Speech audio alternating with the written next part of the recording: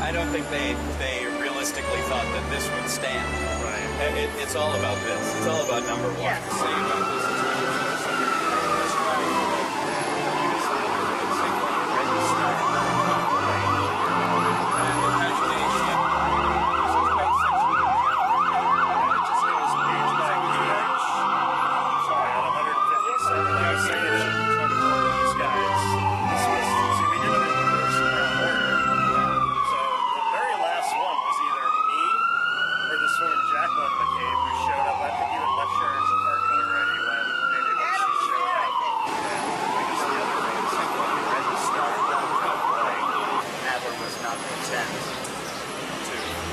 His challenge rest on the fact that Sullivan is not a properly enrolled Democrat. He also, you know, I mean, the pagination, that thing, I mean, we did everything. From the Villager? Okay, and I guess you heard about it through this campaign, or? I heard about it from my editor. He sent me out here. Okay, great. You want to give your name? Jerrold. Thank you for coming. In February of this year, I sought an opportunity to join with activists in encouraging Congress to begin impeachment hearings for George W. Bush and Dick Cheney. I learned that a group had formed in my community specifically to address the issue with Congressman Jerrold Nadler, whom I knew to be my representative in the House. Like many of his constituents, I was dismayed to learn of Mr. Nadler's position on the impeachment issue. I volunteered to work with the group AskNadlerToImpeach.org as they prepared a town hall meeting held at Judson Memorial Church in Greenwich Village and entitled, "Is Impeachment Necessary to Protect the Constitution?" Apparently, the congressman believes that he knows better than the framers of the Constitution how to deal with a rogue executive. But the fact that Bush and Cheney still occupy their offices and thumb their noses at Congress suggests otherwise. To my knowledge, the congressman has not used the prestige associated with his important chairmanship to introduce an amendment to the Constitution which will eliminate the language of impeachment and replace it with something else. Failing this, his suggested remedies are doomed to challenges of their constitutionality.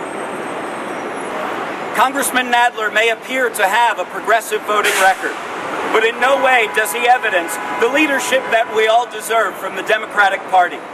When he has sworn an oath of office 8 times to protect and defend it, when he could use his chairmanship to draw his districts and perhaps the nation's attention to impeachment proceedings, when criminals and scoundrels freely roam the halls of the White House and acquire greater and greater unchecked power, power that has been used to lie us into an unnecessary and illegal war, increase the disparities between the rich and poor, between the powerful and the powerless.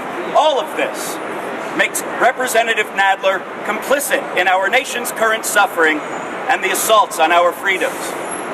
In your press kits, you will find a list, by no means comprehensive but lengthy nevertheless, of instances wherein Mr. Nadler's constituents approached him on the issue of impeachment. This encompasses far more than just a handful of people on the fringe. Rather, the list demonstrates that the call for hearings was heard throughout his district, inside Democratic clubs, and from significant numbers of his base, beginning almost 2 years ago and continuing through to the present day. Astoundingly, the congressman's position has changed not one iota in response. Representative Nadler is not alone in this, it is true. Much of the leadership of the National Democratic Party is complicit in this disgrace. And it may on the surface seem unfair that I should ask Mr. Nadler to shoulder so much of the blame.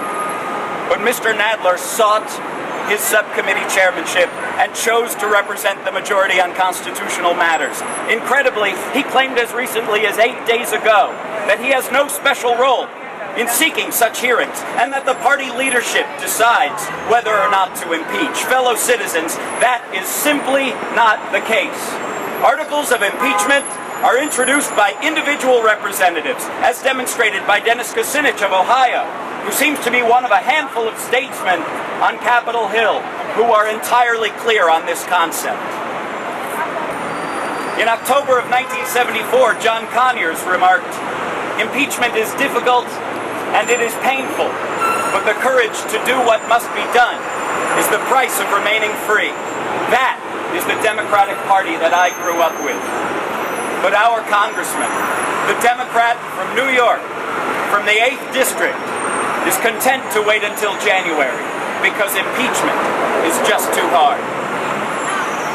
After meeting with Representative Nadler, some of us began to work on a potential primary challenge in the hopes that forcing the congressman to defend himself publicly would draw attention to the issue of impeachment and perhaps even compel him to change his position. This idea was very appealing to me. I offered myself as candidate. It was a hasty decision, but not unconsidered. I wanted my congressman to face the challenge he had earned, even if that meant some risk to myself, even if it meant fielding a political novice to seek national office. When I made the decision to run against Mr. Nadler, I filled out a voter registration card to change my enrollment to Democratic, but in my haste, did not mention doing so to my campaign. I assumed that my new enrollment would be current at the time of petition filing, which I now know not to be the case. Members of my campaign assumed that I was a properly enrolled Democrat. The fault in this is entirely mine, since it was my responsibility as the candidate to know the rules.